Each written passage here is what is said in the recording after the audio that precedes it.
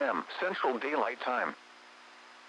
You're listening to NOAA, All Hazards Radio, the voice of the National Weather Service, station KEC 56. Serving the Dallas-Fort Worth listening area. The following reports of weather, temperature, and wind were made at 1 p.m. DFW Airport, partly sunny, 88, dew point 70, relative humidity 55%, wind south at 8, pressure 30.00 inches and falling. Dallas Love Field, mostly sunny, 89.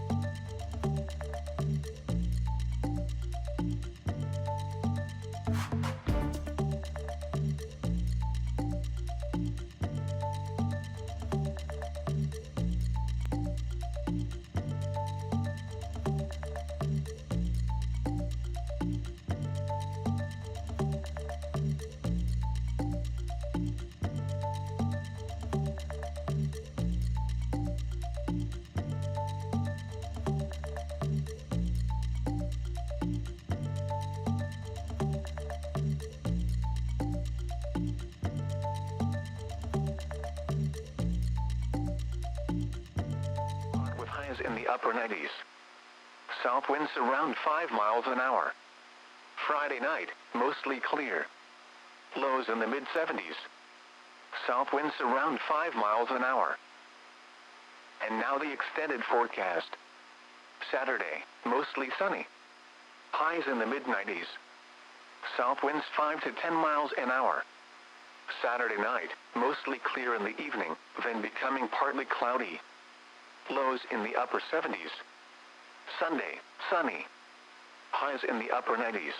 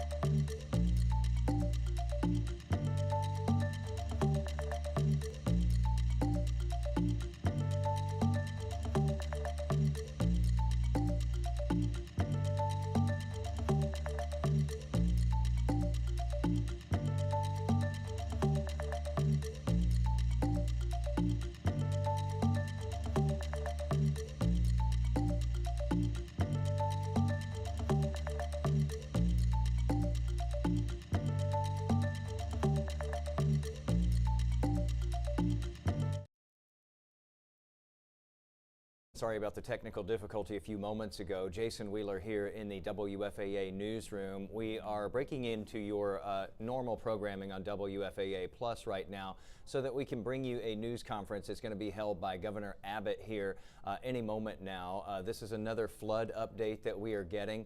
This one's a little bit different than what we have been getting recently. Most of these have been coming from the Kerr County area, Kerrville, obviously because of the tremendous loss of life there after the July 4th floods.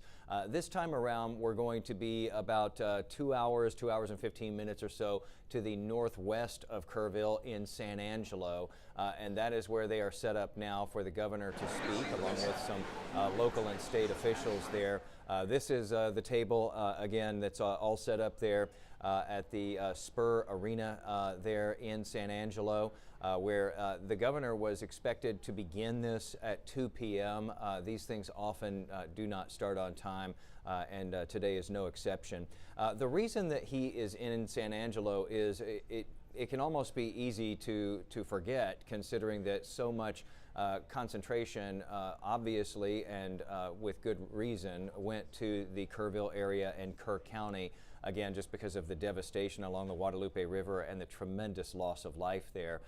But a lot of other areas also got tremendous amounts of rainfall on the morning of July 4th, and some of those areas have been pounded even further since then by heavy rainfall. And San Angelo was no exception, and the county around it there, Tom Green County, they say that a record 14 inches of rain fell there on the morning of July 4th. 14 inches.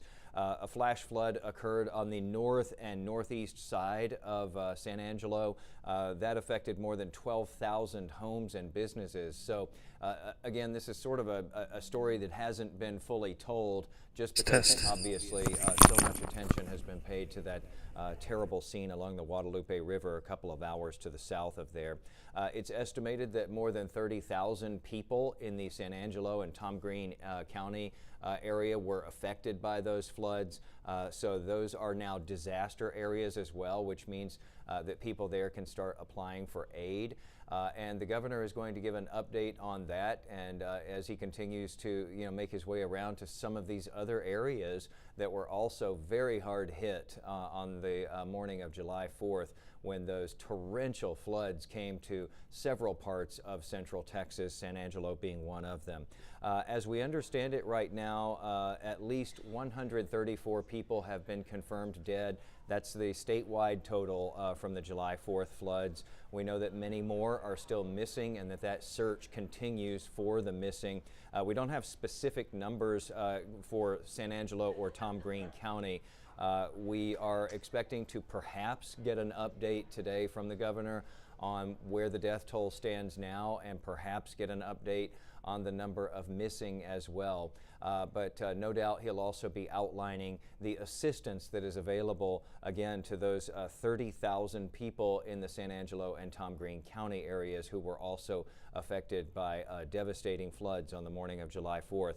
He's going to be joined there by a senator, a representative, state representative, also the Texas Division of Emergency Management Chief Nim Kidd, who has become a fixture at these news conferences, talking about the emergency response. Also, the Tom Green County judge will be there, as well as the San Angelo mayor and the San Angelo Fire Department chief.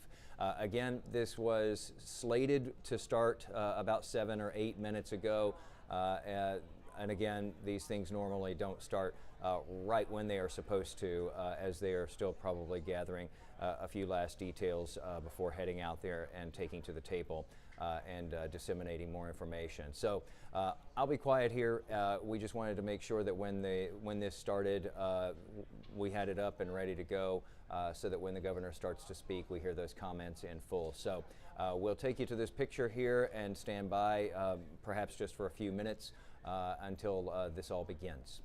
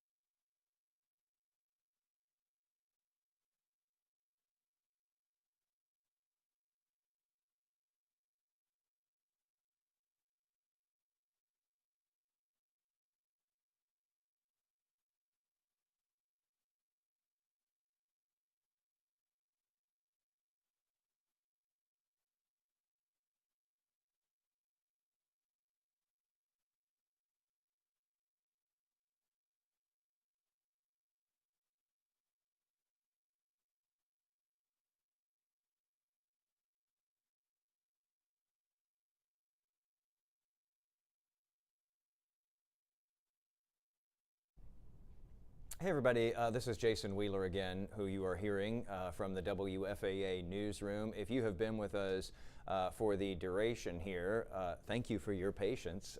That is a lot of patience. This was supposed to get underway at 2 p.m. As we've often seen with these briefings, though, they do run considerably late.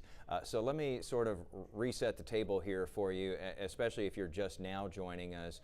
You see a line of law enforcement officials, first responders, et cetera, there gathered in front of that big mural at Spur Arena. This is in San Angelo, Texas, where the Governor Abbott, will be at that table here any moment now, and along with some other state officials and local officials there in San Angelo and Tom Green County, where San Angelo is situated, to give an update on the floods here in Texas. As I said at the outset a little while ago, we've been accustomed to getting these briefings from Kerrville, from the Kerr County area, just because of all the devastation along the Guadalupe River because of those July 4th floods, and of course the tremendous loss of life down that way. This area, San Angelo, is situated about, I think it's about a 2-hour and 15-minute drive to the northwest from Kerrville. They also received torrential rains on July 4th, on the morning of July 4th, a record 14 inches of it, in fact. So, it gives you an idea that, we're talking about a wide area where we had quite a bit of destruction and devastation and certainly inundation on the morning of July 4th. A lot of residents in San Angelo and Tom Green County there had to evacuate their homes. More than 12,000 homes and businesses were affected by a flash flood there. It's estimated 30,000 people have been affected by this in the San Angelo area. So a pretty wide swath there of that not huge city was affected by this, and therefore the city of San Angelo and Tom Green County have been declared natural disaster areas, and so there is assistance that flows in after that. And again, we are expecting to get an update from the governor on the help that's available for folks there, and just sort of laying out what we're looking at there in the San Angelo and Tom Green County area. And hopefully we will also get an update from him on the statewide effort and maybe on the statewide totals. We know that at last check we were at 134 confirmed deaths from the July 4th floods, most of those in Kerr County, including 37 children. So many people still missing, though, and those search efforts have been ongoing 24/7 since. That continues right now, so we're hoping to get an update on all of that as well from the governor. No guarantees that we will. At any rate, he should be arriving, as we said, any minute now, but I said that at 2:05 as well. So we're running behind on this as we continue to stay tuned here and await the governor and some other local and state officials there to give that flood briefing.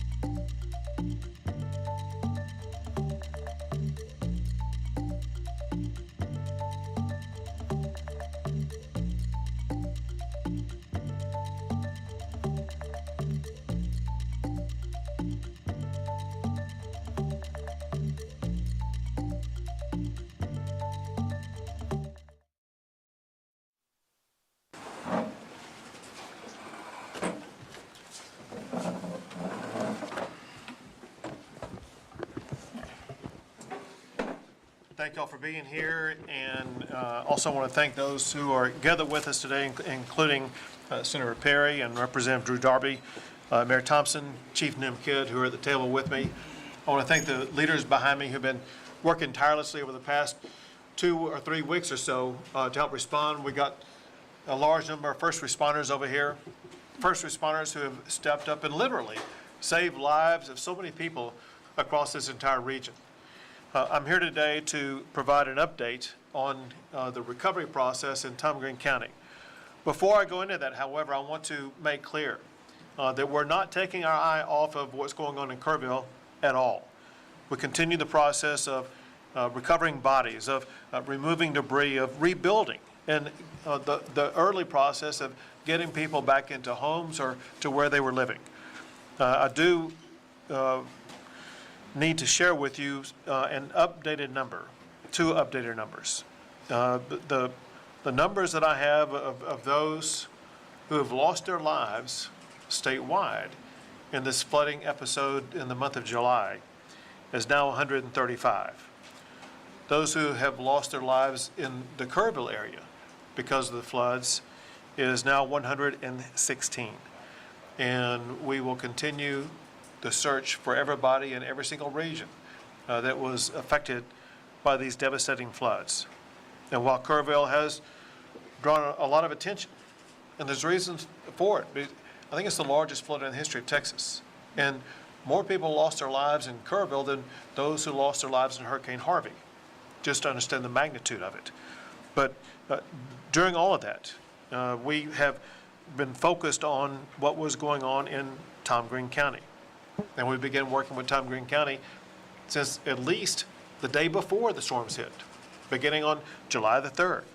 On July the 3rd, the state deployed Texas Task Force 1 boat crews to be here and be available in the event they were needed.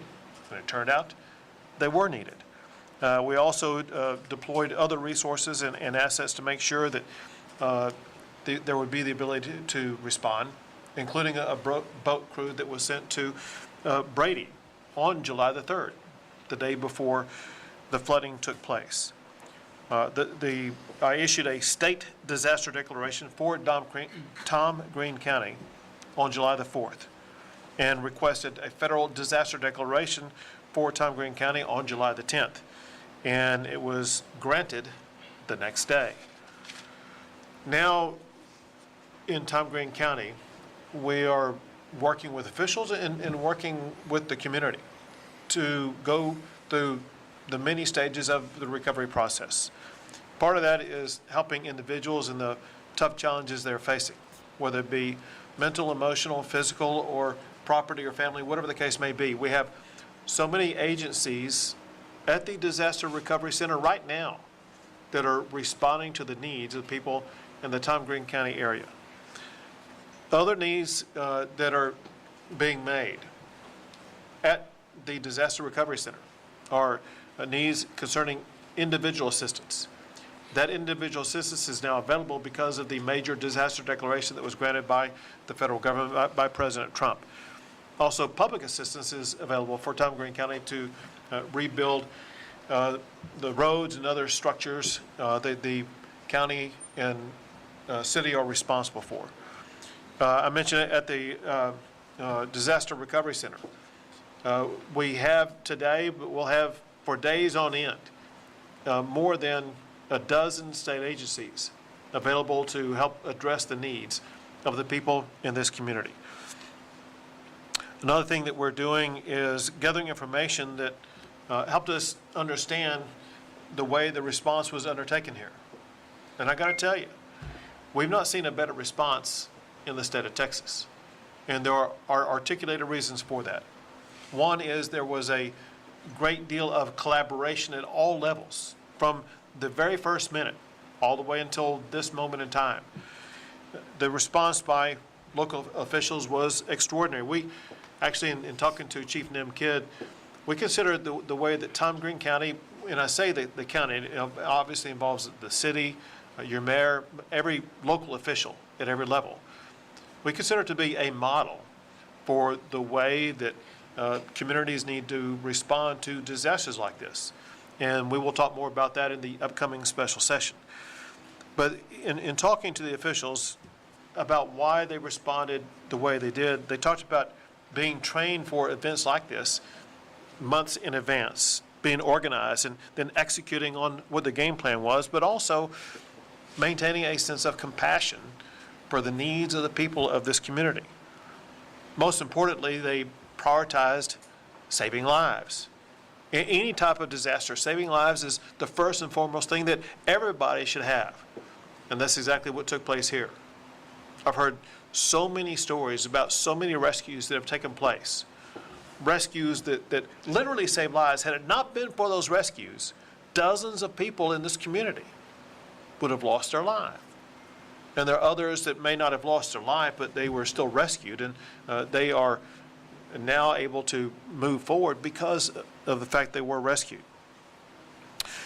I had the chance to visit with local residents, and I wanted their input on what they were seeing and experiencing. And some words always came up, and that is that they said in San Angelo, we're one community. We are neighbor helping neighbor, and we share things with each other. And you get a sense of the moral clarity and values of the people in this region that provide a sense of resilience and continuity for such a great community. One person mentioned this is neighbor helping neighbor.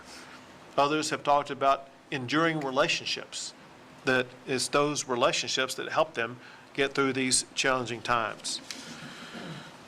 Going forward, the state is going to remain working with Tom Green County until the recovery is complete. I mentioned a special session. As you know, we have a special session beginning on this coming Monday.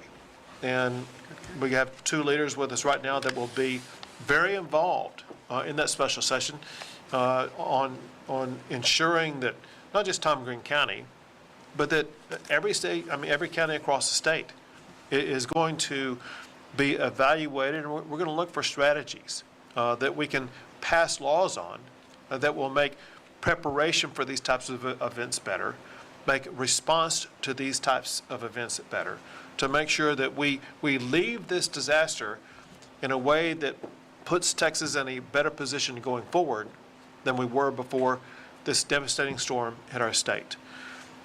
I know that one thing that I also hear about that I want to just mention real quick, now that the storm has passed, the needs for housing have surfaced.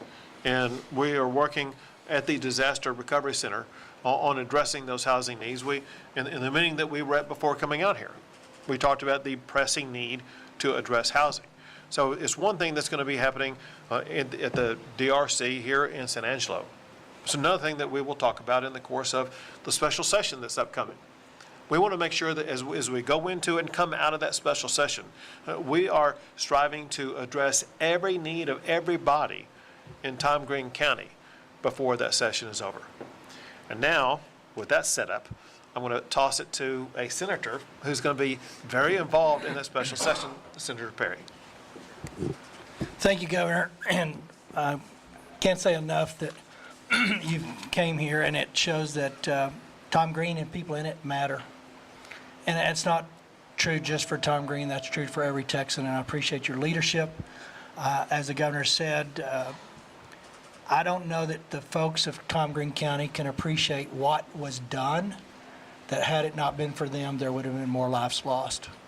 And so we're going to start the process this session, this special session. We didn't see this coming on your first call. Unfortunately, God and Mother Nature kind of had a different path, I think, for some of this. But I am confident that we will have a few hearings and figure out where we're at, what can we do better to prevent, what can we do better for mitigation, and that people will leave there hopefully informed, educated, but most importantly, hope. You know, that's the one thing that we can't do as a legislature is put hope in the hearts of the folks that have been impacted at the most deepest levels. But the guy that created the heart can. And I just hope that for those that have that certainty, that I'm thankful for that. For those that don't, I hope they run to that creator and not from that creator in these times that we face across the state. I have all the confidence in the world. The state is big enough, to what the governor just said, that not one single person will be left behind when it comes to what they need addressed. And we'll find a way to do it. I wish I had all those answers today, Governor. We could save some special session time. But I trust my 181 colleagues in the House and the Senate. They're engaged. This is a serious issue. We've been here before as a state on some level. And we will come out shining as Texas always does. But I can't say enough about the leadership at the local level that we're having a different conversation today, if not for their efforts, Governor. And I look forward to engaging them into that process to make sure other communities can see a success story and what it looks like. But we're ready to go to work. And I thank you for your leadership and setting this up for us so we can have something to work on. There you go. Thank you. Now, Representative Drew Darby. Thank you, Governor. And again, on behalf of our community, welcome to San Angelo and to the Concho Valley. Your presence here demonstrates the focus of your office and of the state organizations to help this community and this region out in this important time. And your presence is valued, and we want to publicly show you our appreciation for that. NIMKID, Chief Kidd, Texas Division of Emergency Management, thank you. You have been a presence here often, and that presence is very valued. Sean Baxter, your group that are here with us today are very important. The governor mentioned 12 state agencies. I bet there's a lot more state agencies are involved in the recovery here in this region. I think the governor's proclamation early on has made a difference. I know you have been working with surrounding counties, whether it be Concho County, I think Coke County just recently. Thank you for that. We've got to remember that it's not only San Angelo and Tom Green County, it's the communities and counties around us that are also impacted, and thank you for that. It is difficult when you see the tragedy that occurred in Kerrville area and the loss of life, and there are folks here in this audience that have loved ones that were impacted by that. Our congressman had two daughters that were there at that time. So, you know, this is about, we cannot bring them back. We cannot undo that. But what we can do is learn from it. And I think that is what Senator Perry and I and you, of course, are going to carry into the special session is what can we learn from it? How can we prevent it?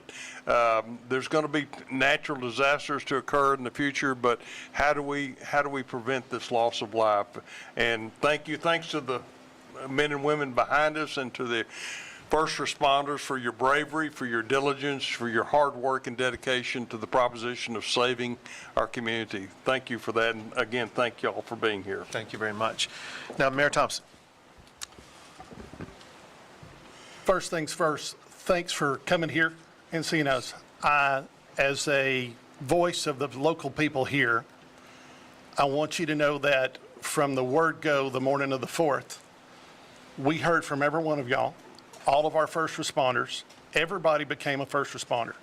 But what was very impressive along this pattern and path was the communication downhill that said, don't let government get in your way.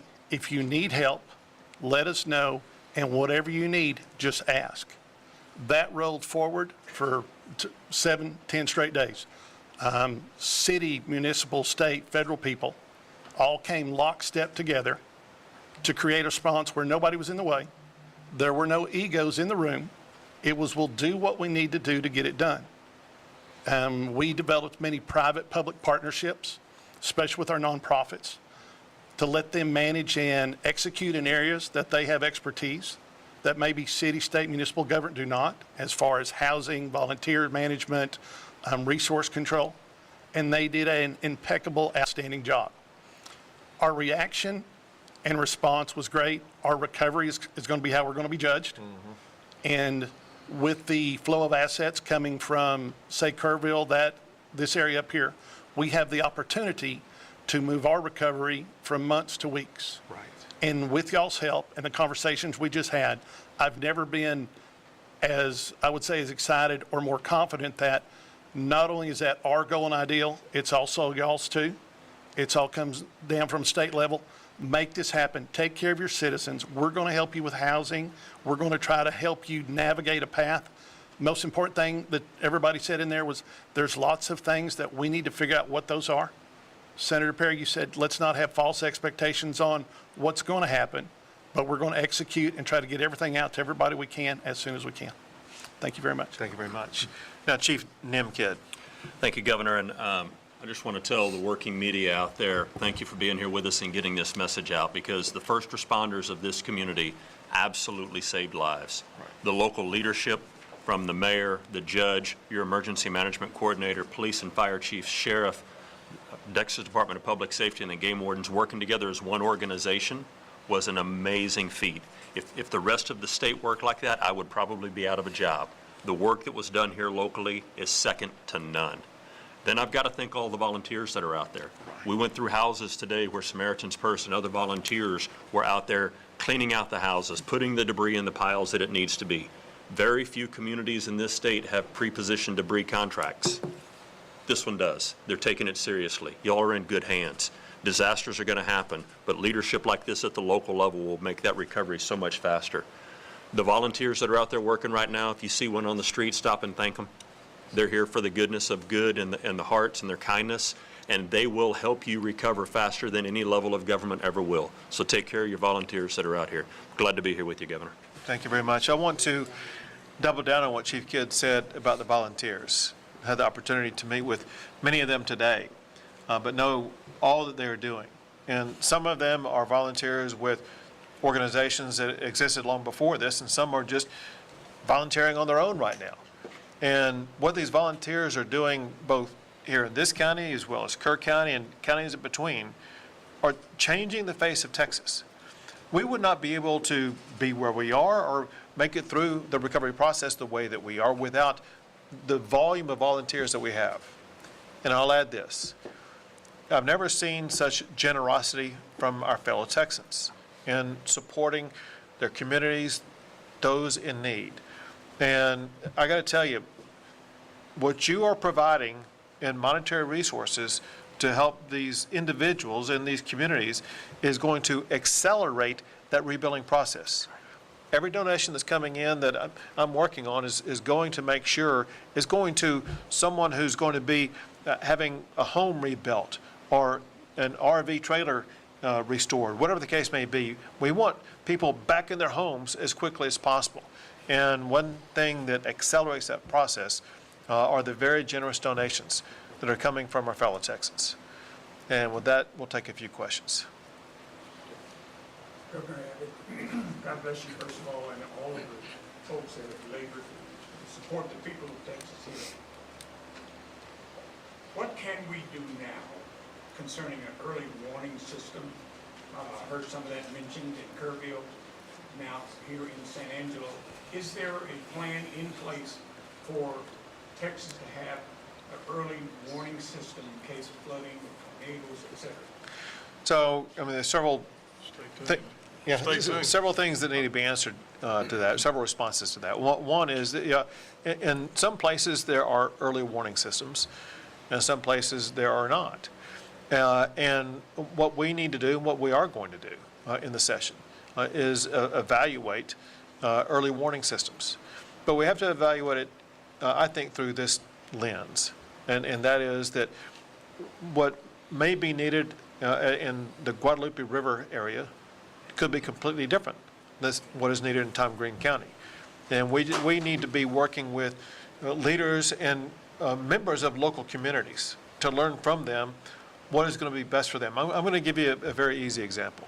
And that is, as a person who's been in Hunt, Texas, which was ground zero of where the Guadalupe River flooding took place, there is virtually no cell phone availability at any time.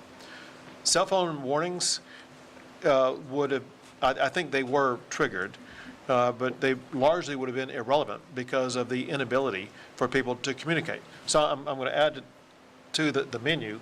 We have to work on improving communication levels in all of these different regions. Improving communications will be a part of early warnings that we need to address. That said, I know that this senator, this representative are keenly focused on early warning systems, and we'll get something passed on it. Governor, Sean Humphrey, Fox West, Texas, thank you for being here. Over the past few weeks, since these floods started, we've seen farmers, ranchers, rural Texans really having to handle a lot of work on their own. We've talked about the volunteer help for some of those families, including one we spoke with yesterday. Volunteers got there for the first time, even up to yesterday.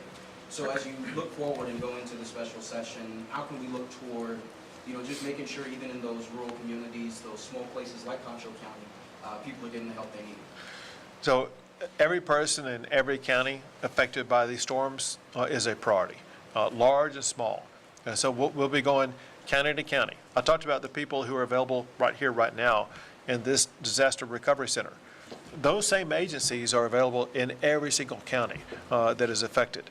We will use those agencies and more, working in collaboration both with federal and local agencies to make sure that the needs of every Texan is going to be addressed. You mentioned agriculture, and there are agricultural agencies in Texas as well as the federal government that will work to address the needs of the farmers and ranchers across our state that grow the food and provide the products that feed the nation.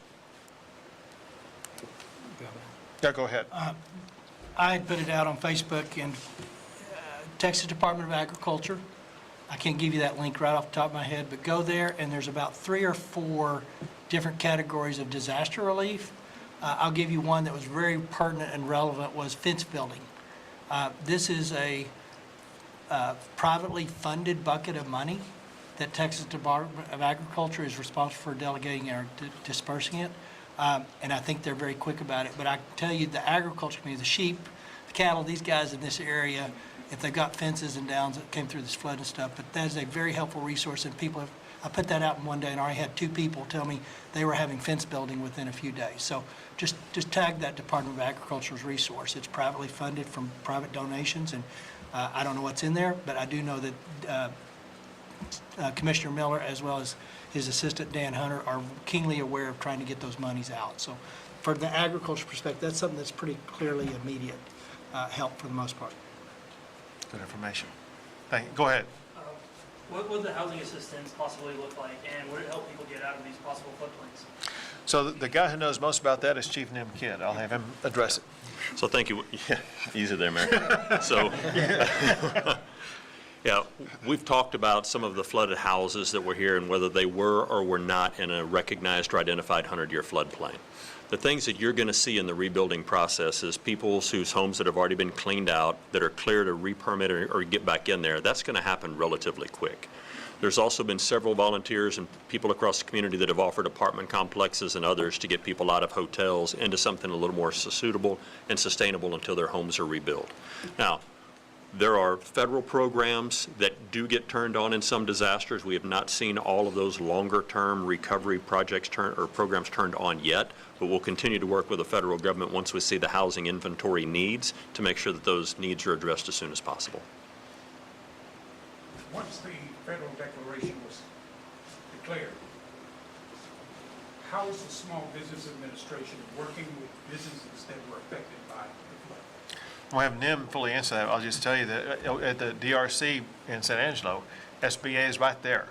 And there was no one in line. I said, you need a longer line here because people need to start signing up. But go ahead. And a great question. Remember, the Small Business Administration, while it sounds like they're for small businesses, they also do home loans as well. So if you need a loan to get your home rebuilt or repaired, please go check out the assets and resources at the SBA. Listen, thank y'all very much. Thank you for getting the word out. But a big thank you to all these first responders, to these leaders behind me, those getting the real results done. Thank y'all very much.